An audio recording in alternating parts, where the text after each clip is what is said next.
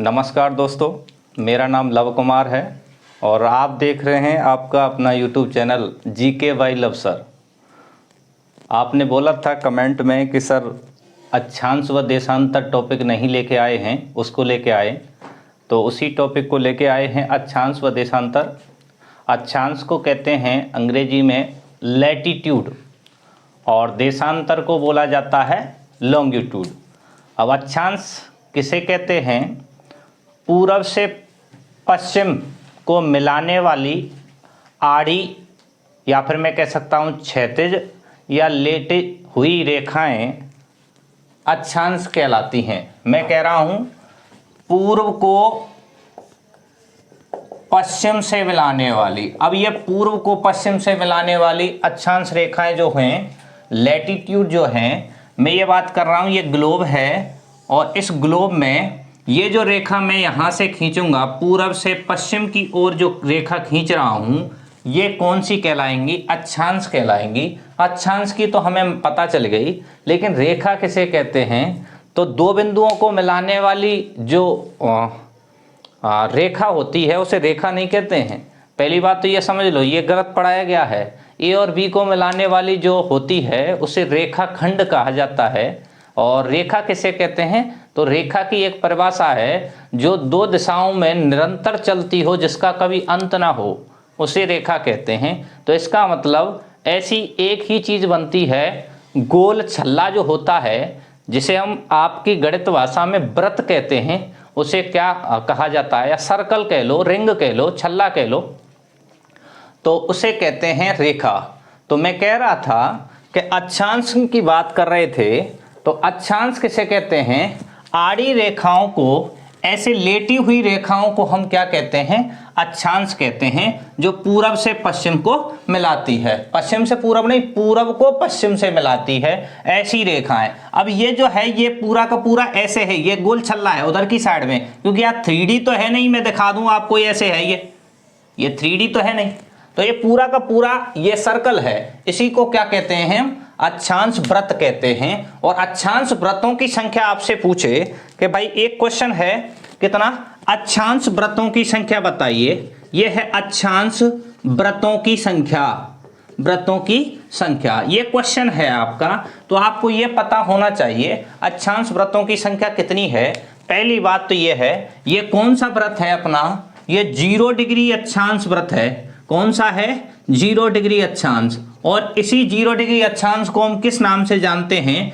भूमध्य रेखा के नाम से जानते हैं। पृथ्वी को लगभग 2 बराबर भागों में बांटती है, मुख्यतः 2 भागों में। ये ऊपरी वाला भाग उत्तरी गोलार्ध और नीचे वाला दक्षिणी गोलार्ध कहलाएगा। इस भूमध्य रेखा को मैं विषुवत रेखा भी बोल सकता हूं, और विषुवत रेखा के अलावा इसे इक्वेटर नाम भी दिया गया है। क्या नाम दिया है? इक्वेटर। अगर बात करें इक्वेटर के अलावा, इसे प्रधान अक्षांशीय रेखा कहा जाता है। हालांकि मैं बता दूंगा आगे चल के, ये 13 देशों से गुजरती है। ये कितने देशों से गुजरती है? 13 देशों से गुजरती है। और इधर की साइड में जो आएगी ग्रीनविच रेखा, उसको भी मैं बताऊंगा। ये दोनों जिस जगह पर टकराएंगी वो गिनी की खाड़ी हो जाएगी। देखते हैं, आगे चलते हैं। पहले बात कर रहे थे हम अक्षांशों में, और मुख्य अक्षांश मैंने खींच दी है। इसके ऊपर की साइड करूं तो ऊपर की साइड में यहां तक अगर देखें, यहां पर चांदा अगर मैं रखूं तो यहां से, अब इसको मैं 3D ना बनाकर सीधे सिंपल वे में बना रहा हूं, एक ही रेखा बना रहा हूं समझने की दृष्टि से।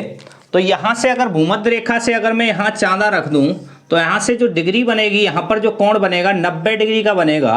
और ये जो 90 डिग्री का कोण है इसे कहते हैं 90 डिग्री उत्तरी या नॉर्थ। और ये जो बनेगा 90 डिग्री, ये है 90 डिग्री दक्षिणी। इसका मतलब इस 0 डिग्री अक्षांश से कितनी डिग्रियां बनी अपनी? 90 ऊपर और 90 नीचे। इसका मतलब इस क्वेश्चन का जो आपका आंसर था, अक्षांश वृत्तों की संख्या बचाइए। और एक और क्वेश्चन बन रहा है, अक्षांशों की संख्या बताइए।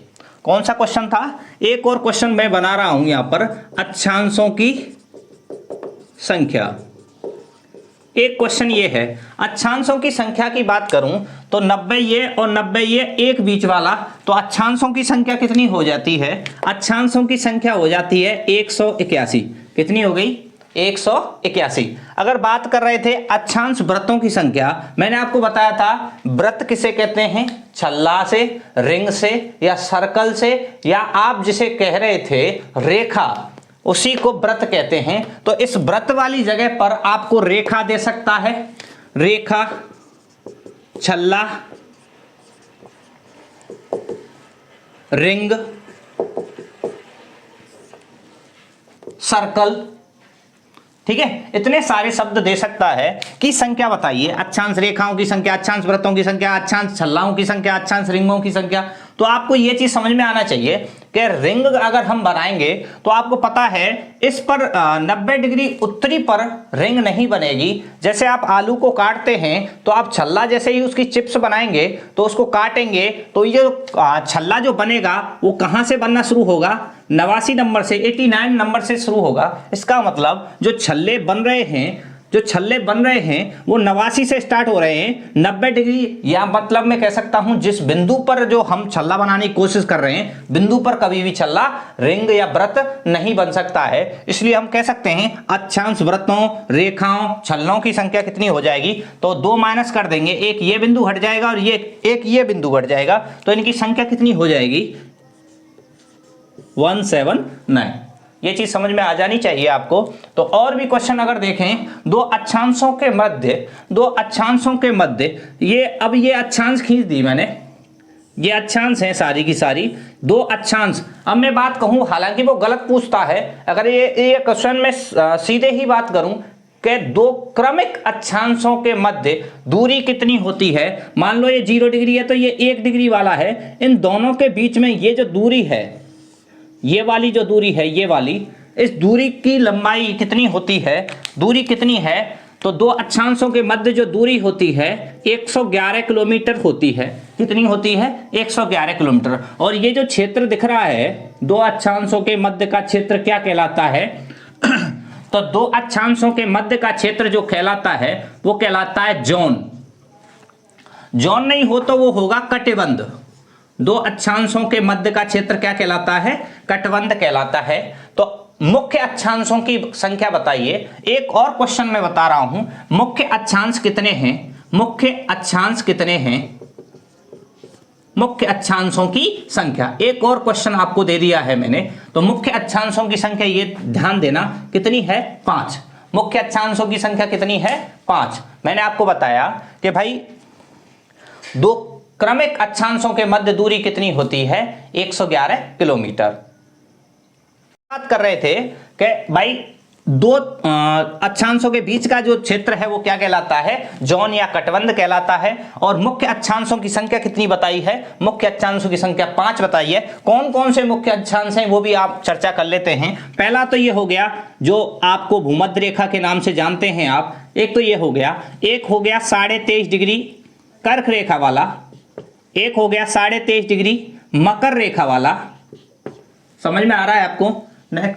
नेक्स्ट बात कर रहे थे, एक हो गया आपका 66.5 डिग्री उत्तरी आर्कटिक वृत्त वाला।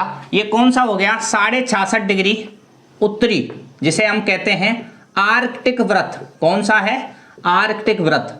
और नेक्स्ट जो 5वें नंबर का है वो हो जाएगा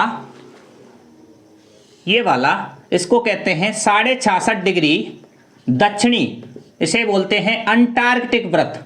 कौन सा है, अंटार्कटिक वृत्त। ये 5 हो जाएंगे। मैंने आपको बताया मुख्य अक्षांशों की संख्या कितनी है, 5। कौन कौन सी, आर्कटिक, कर्क, भूमध्य, मकर और अंटार्कटिक। अब इसमें से एक और डीपली क्वेश्चन एग्जाम में आया है कि किस वृत्त को प्रकाश वृत्त के नाम से जानते हैं, लाइट सर्कल। हो सकता है अंग्रेजी वर्जन पूछ ले, तो किस वृत्त को प्रकाश वृत्त के नाम से जानते हैं, तो 66.5 डिग्री जो दक्षिणी वाला है, जिसे हम अंटार्कटिक वृत्त के नाम से जानते हैं, उसे हम प्रकाश वृत्त भी नाम दिया गया है। यह क्वेश्चन आया हुआ है, इसलिए मैं थोड़ा सा डीपली जा रहा हूं। इसको 2-4 बार जब आप देखेंगे तो सब समझ में आ जाएगा मैं क्या बोल रहा हूं। इसमें मुख्य वृत्त कौन सा है, मुख्य अक्षांशों की संख्या कौन सी है, ये है। एक और बात कर रहे थे, ग्रेट सर्कल कितने हैं, ग्रेट सर्कल, पृथ्वी पर ग्रेट सर्कल कितने हैं, ग्रेट। बड़े व्रत, ये क्या शब्द है? मुख्य व्रत। मैंने बताया कि पृथ्वी पर ग्रेट सर्कल की संख्या कितने? ग्रेट सर्कल, बृहद व्रत। कौन से व्रत? बृहद व्रतों की संख्या बताइए, व्रतों की संख्या। तो ये क्वेश्चन आपको समझ में आ जाना चाहिए। इनकी संख्या है, मैं आपको बता रहा हूं, 181। अब ये कैसे समझ में आएगा मैं आगे बताऊंगा। बृहद व्रत किसे कहते हैं? बृहद व्रत उन्हें कहा जाता है जिसको व्रत किसे कहते हैं? जो पूरा का पूरा छल्ला होता है उसे व्रत कहते हैं। और वो जो छल्ला जो पृथ्वी को लगभग फिक्स बराबर 2 भागों में बांटता हो उसे बृहद व्रत कहा जाता है, ग्रेट सर्कल कहा जाता है। ऐसा छल्ला जो पृथ्वी को फिक्स 2 भागों में बांट दे तो उसे क्या कहा जाता है? बृहद व्रत कहा जाता है। अब देखो इन अक्षांशों में ऐसा कौन सा व्रत है जो पृथ्वी को फिक्स 2 बराबर भागों में बांट रहा है? तो केवल और केवल अक्षांशों में तो कितना है? केवल और केवल ये वाला है, भूमध्य रेखा वाला। और कोई भी व्रत ऐसा नहीं है जो पृथ्वी को फिक्स 2 बराबर भागों में बांट दे। तो इसका मतलब एकमात्र तो 0 डिग्री अक्षांश हो गया, ठीक है। एक तो ये हो गया, ये टोटल कितने थे? 181। तो 180 कौन से हो गए? 180 टोटल वो हो गए देशांतर जो हैं, 180 देशांतर हो गए और एकमात्र अक्षांश हो गया। तो इनकी संख्या कितनी, यही पूछेगा, ठीक है, यही पूछेगा आंसर कि बृहद व्रतों की संख्या कितनी? 181। और कौन सा अक्षांश व्रत बृहद व्रत कहलाता है? तो 0 डिग्री अक्षांश या भूमध्य रेखा बृहद व्रत कहलाता है। हालांकि बहुत सारे क्वेश्चन हैं कि सूर्य को एक अक्षांश पार करने में कितना समय लगता है? 16 मिनट। ये क्वेश्चन है, एक दिन में कितना लगता है? 16 मिनट। एक महीने में कितने अक्षांश बढ़ जाता है? 8 डिग्री। कितने अक्षांश बढ़ जाता है? 8 डिग्री। हालांकि आपने पढ़ा होगा देशांतर वाला, कि सूर्य को एक देशांतर पार करने में 4 मिनट का समय लगता है, वो बताऊंगा। ये अक्षांश समझ में आया आपको? ठीक है। उत्तरी ध्रुव की गणना किसके आधार पर की जाती है, यह भी मैं आपको बता दूं। तो उत्तरी ध्रुव की गणना ध्रुव तारे के आधार पर की जाती है। कौन सा तारा है? उत्तरी ध्रुव की गणना किसके आधार पर की जाती है? ध्रुव तारे के आधार पर। और दक्षिणी ध्रुव की गणना किसके आधार पर की जाती है? सदर्न क्रॉस नामक तारे के आधार पर दक्षिणी ध्रुव की गणना की जाती है। अक्षांशों को फाई से प्रदर्शित किया जाता है। कौन सी भाषा में? ग्रीक भाषा में। ग्रीक भाषा में अक्षांश को किससे प्रदर्शित करते हैं? ये किसका साइन है? फाई का। किसका साइन है? फाई का। ठीक है, ये अक्षांशों से संबंधित मैंने क्वेश्चन बता दिए हैं। नेक्स्ट बात कर रहे थे, हालांकि और इसमें अगर डीपली एक एक चीज को ले लूं मैं, कि अक्षांश जो भूमध्य रेखा है कितने देशों से गुजरती है? 13 देशों से। कर्क रेखा 19 देशों से गुजरेगी। 19 को के 19 देश में कराऊंगा। नेक्स्ट बात करेंगे मकर रेखा कितने देशों से गुजरेगी? तो 12 देशों से गुजरेगी। ये आपके क्वेश्चन हैं लगातार। फिर 12 के 12 देश हो जाते हैं। तीनों के तीनों महाद्वीप करने पड़ते हैं। 3 महाद्वीपों के 12 देश हैं, है ना। बात करें आगे, जैसे टीना के मक्कार बोस ने ब्राजील के नामी चीली पराठे मोजे में डालकर दक्षिणी ऑस्ट्रेलिया भेजे। ये किसकी है? ये मकर रेखा के देशों की ट्रिक हो जाएगी। अब यहाँ पर एक लंबी वीडियो पड़ जाएगी।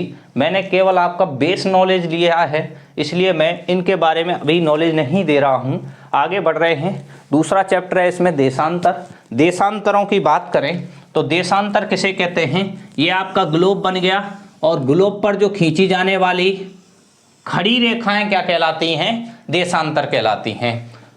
लॉन्गिट्यूड, खड़ी रेखाएं या उत्तर को दक्षिण से मिलाने वाली जो रेखाएं हैं क्या कहलाती हैं? देशांतर कहलाती हैं। रेखा मैंने बता दी, जो गोल छल्ले हैं उन्हें देशांतर कहा जाता है। नेक्स्ट बात कर रहे थे देशांतरों की संख्या कितनी है? देशांतरों की संख्या कितनी है? तो देशांतरों की संख्या है 360। 180 इधर, 180 इधर और 180 इधर। और 0 डिग्री ये वाली है, इसे कहते हैं, इस वाली को कहते हैं ग्रीनविच। क्या कहते हैं? लंदन में एक ग्रीनविच वेधशाला है, वहाँ से गुजारी गई है, इसलिए इसे ग्रीनविच रेखा कहा जाता है। या ग्रीनविच रेखा ना हो तो 0 डिग्री देशांतर बोल देते हैं। क्या बोल देते हैं? 0 डिग्री देशांतर। और भी इसका नाम आ जाता है ग्रीनविच मीन टाइम भी बोल देते हैं, GMT, है ना, या GMT।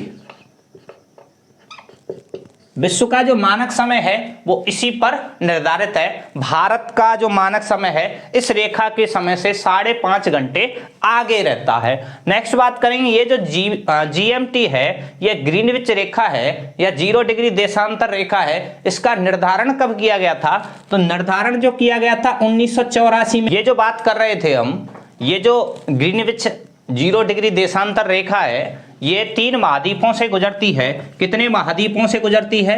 3 महाद्वीप हैं। और 3 महाद्वीपों की बात करूं तो सबसे पहले कौन सा महाद्वीप आता है? यूरोप। और यूरोप के ये 3 देशों से गुजरेगी, और 3 देशों के नाम हैं, एक तो है ब्रिटेन, ब्रिटेन के बाद फ्रांस, और फ्रांस के बाद स्पेन। 3 देशों से गुजरेगी। उसके बाद अफ्रीका आ जाता है।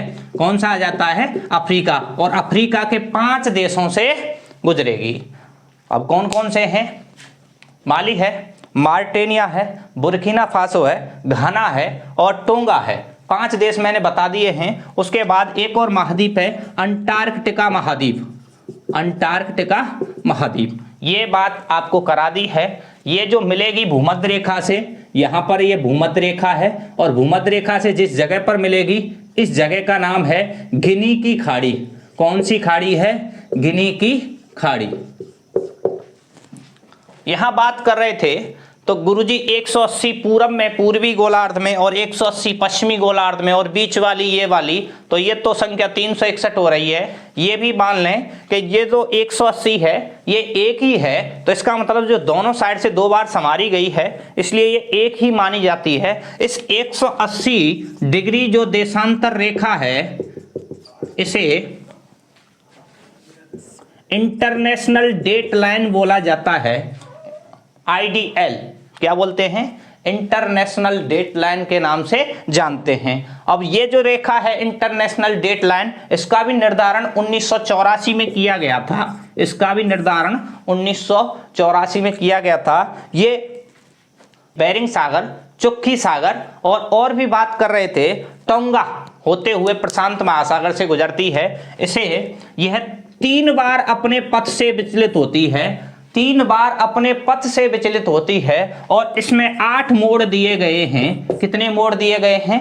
8 मोड़ दिए गए हैं। ये 180 देशांतर रेखा मैंने आपको करा दी है। देशांतरों की बात कर रहे थे तो 2 देशांतरों के मध्य का जो क्षेत्र है, जैसे अगर मैं बात कर रहा था, जैसे ये ग्लोब है, एक देशांतर ये हो गया, एक ये हो गया। अगर इन देशांतरों की मैं बात करूं, इन देशांतरों के बीच की दूरी जो होती है वो कितनी है? भूमध्य रेखा पर जो दूरी है सर्वाधिक होती है। भूमध्य रेखा पर जो दूरी है सर्वाधिक होती है, और कितनी दूरी होती है? 111.22 किलोमीटर भूमध्य रेखा पर दूरी होती है। और 2 देशांतरों के बीच का क्षेत्र क्या कहलाता है? 2 देशांतरों के बीच का क्षेत्र है गोरे कहलाता है। क्या कहलाता है? गोरे। दूरी कितनी है? 111.22 किलोमीटर इनकी दूरी है। 22 की जगह पे हो सकता है 3200 मिल जाएगा, कोई दिक्कत नहीं है, कोई इशू नहीं है। कहने का मतलब ये है। नेक्स्ट बात करें कि 45 डिग्री पर कितनी है?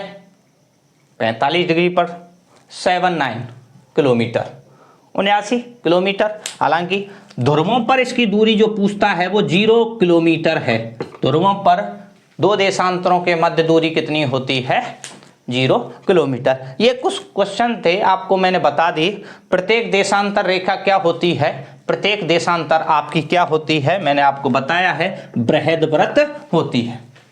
ठीक है, बृहद्वृत्तों की संख्या कितनी है? 181 बताई है पृथ्वी पर। अगर बात करें मुख्य अक्षांशों की संख्या बताई है तो 5 है। और भी बात, वीडियो कैसी रही थोड़ा सा कमेंट करें। आज के लिए इतना ही। ये वीडियो काफ़ी लंबी होने वाली है, क्योंकि प्रत्येक रेखा के बारे में बताया जाएगा कि कौन सी रेखा कहाँ पर टकराएगी। हर चीज़ नहीं कराई जा सकती है। कोशिश करेंगे इसका दूसरा पार्ट लाने की। आप बताएं। फिलहाल आपके बेस के हिसाब से आपकी जो नॉलेज है या आपका जो छोटा सा एग्ज़ाम है पुलिस वगैरह का, एसएससी वगैरह के जो आर्मी के आ रहे हैं, उसके लिए बहुत ज़्यादा पर्याप्त है। ये कोई दिक्कत करने की ज़रूरत नहीं है। हालांकि मैंने इसमें बहुत सारी चीज़ें नहीं बताई हैं, कोशिश करेंगे उसको सुधारने की। दूसरा पार्ट लेके आएंगे। ठीक है।